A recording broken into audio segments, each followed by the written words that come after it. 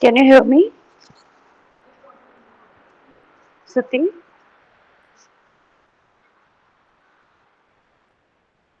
Okay, so we'll be starting up with our next unit, which is natural resources. So our environment provides us with a variety of goods and services necessary for our day-to-day lives. The natural resources include air, water, soil, minerals, along with the climate and solar energy, which form the non-living or abiotic part of nature. The biotic or living parts of nature consist of plants and animals, including microbes. Plants and animals can only survive as communities of different organisms, all closely linked to each other in their own habitat and requiring specific abiotic conditions.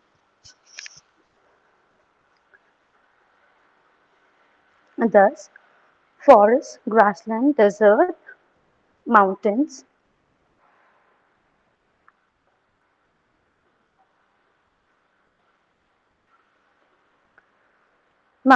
rivers, lakes,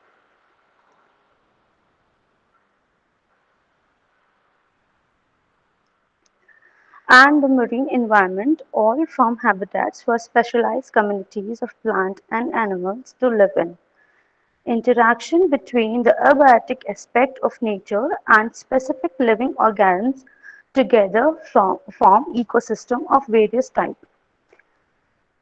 Many of these living organisms are used as our food resources, and others are linked to our food less directly, such as pollinators and dispersers of plant, soil animals like worms, while recycle nutrients for plant growth, and fungi and termites that break up dead plant material so that microorganisms can act on detritus to reform soil nutrients.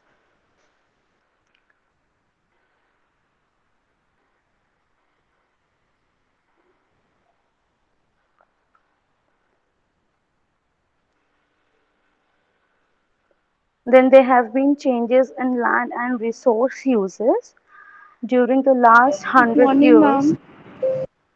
Good morning. During the last 100 years, a better healthcare delivery system and an improved nutritional status had led to rapid population growth, especially in the developing countries. This phenomenal rise in human number has, in the recent past, placed great demand on Earth's natural resources. Large stretches of land, such as forests, grassland, and wetlands, have been converted into intensive agriculture. Land has been taken for industries and the urban sectors, and these changes have brought about dramatic alterations in the land use pattern and rapid disappearance of valuable natural ecosystems. The need for more water, more food, more energy, and more consumer goods is not only the result of great population, but also the result of overutilization of resources by people from the more affluent societies and the affluent section of our own.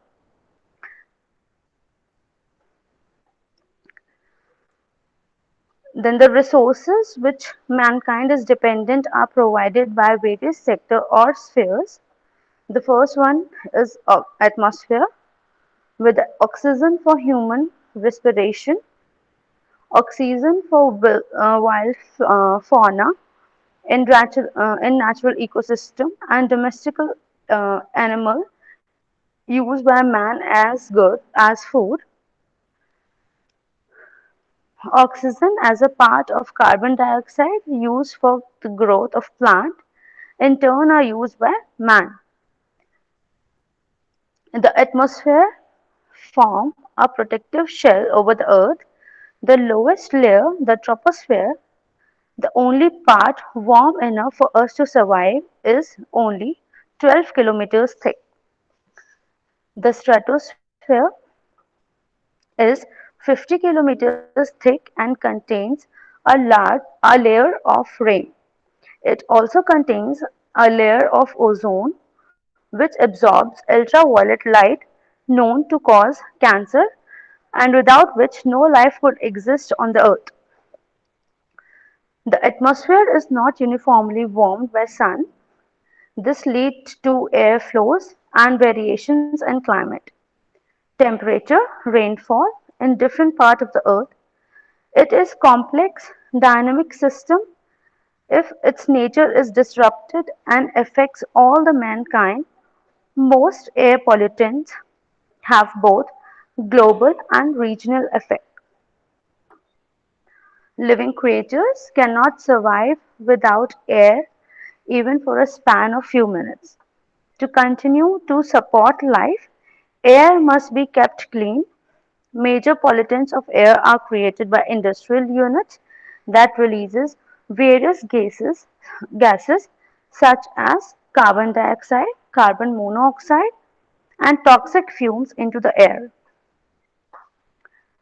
Air is also polluted by burning fossil fuels.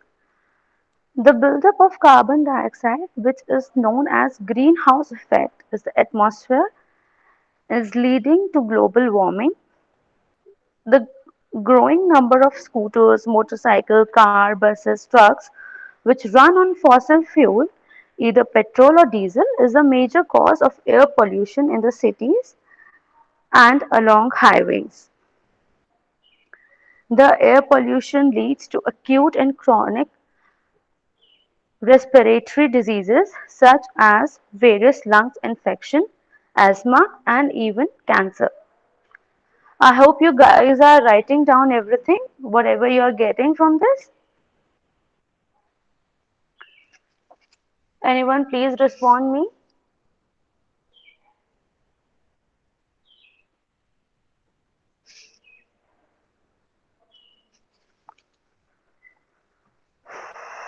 Am I audible to you people?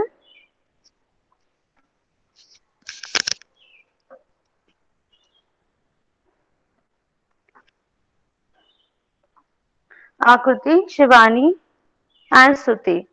Yes, ma'am. I hope you are making I hope you are making notes or should I dictate the notes as well?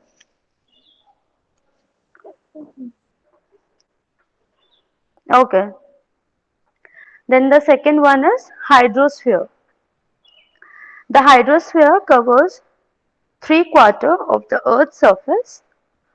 A major part of the hydrosphere is the marine ecosystem in the ocean, while only a small part occur in fresh water. Fresh water in rivers, lakes, and glaciers is perpetually being renewed by a process of evaporation and rainfall. Some of this fresh water lies in the underground aquifers. Human activities such as deforestation create serious change in the hydrosphere. Once land is denuded of vegetation, the rain erodes the soil, which is washed into the sea. The chemicals from the industry and sewage find their way into the river and thus into the sea. Pollution thus threatens the health of the communities as well as our life depends on the availability of clean water. This once plentiful resource is now becoming rare and expensive due to pollution. So the third is lithosphere. Uh, Lithosphere is the soil, the basis for agriculture to provide us with food. Stone, sand, and gravel used to construction. Micronutrients in soil is essential for plants growth. Microscopic flora, small soil fauna, and fungi in soil. Important living organisms of the lithosphere which break down the plant litters as well as the animal waste to provide nutrients for plants. A large number of minerals on which other industries are based. Then oil, coal, gas extracted from underground sources. It provides power for vehicle, agricultural machinery, industry, and for our homes. The lithosphere began as a hot ball of matter which formed the Earth about 4.6 billion years ago. About 3.2 billion years ago, the Earth cooled down considerably and a very special event took place, which is the life began on the planet. The crust of the Earth is 6 or 7 kilometers thick and lies under the constituent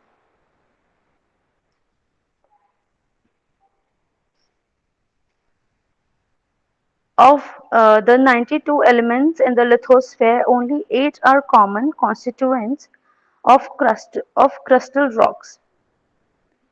Of these constituents, 47% is oxygen, 28 is silicon, 8 is aluminum, 5 is iron, while sodium, magnesium, potassium, and calcium constitute 4% each. Together, these elements form about 200 common mineral soil on which man is dependent for his agriculture. Their minerals are also the raw material used in various industries.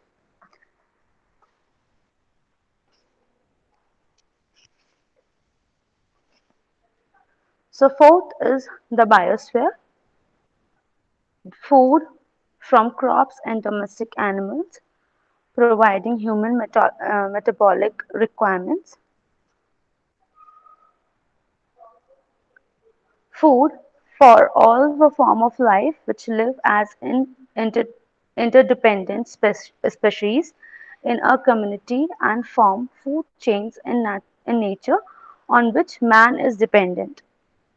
Energy needs: the biomass fuel, wood collected from forests and plantations, along with other form of organic matter used as a source of energy, timber and other construction materials. So this is relatively thin layer on the earth in which life can exist. Within the air, water, rock and soil and the living creatures from structural and functional ecological unit which together can be considered as one giant global living system, that of our earth itself.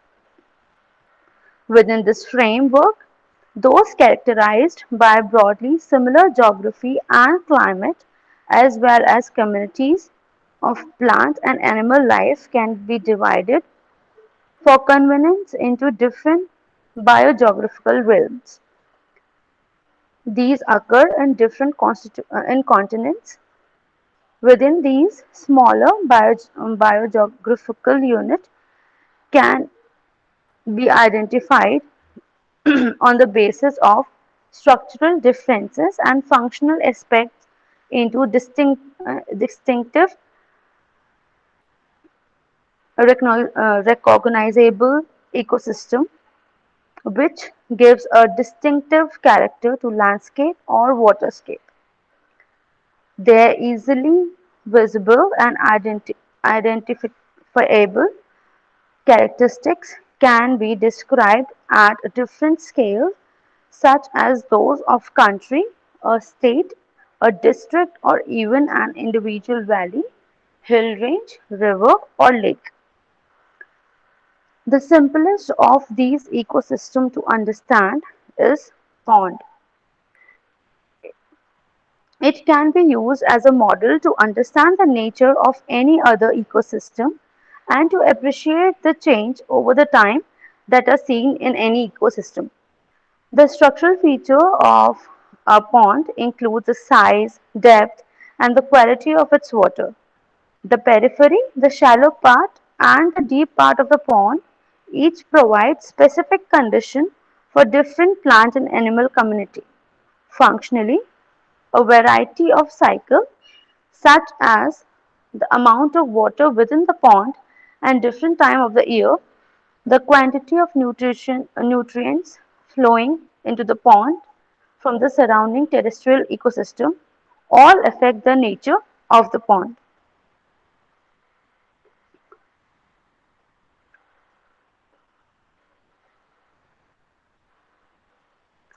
So what is the natural cycle between the sphere?